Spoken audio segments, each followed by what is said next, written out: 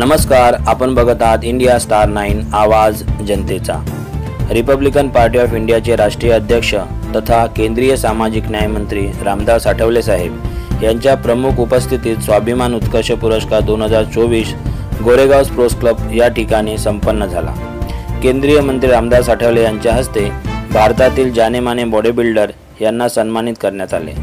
प्रथम रामदास आठवले यांचे भव्य पुष्पहार घालून स्वागत करण्यात आले व त्यांना सन्मान चिन्ह देऊन त्यांचा गौरव करण्यात आला। त्याचा लाईव्ह व्हिडिओ आपण आमच्या स्क्रीनवरती बघू शकता।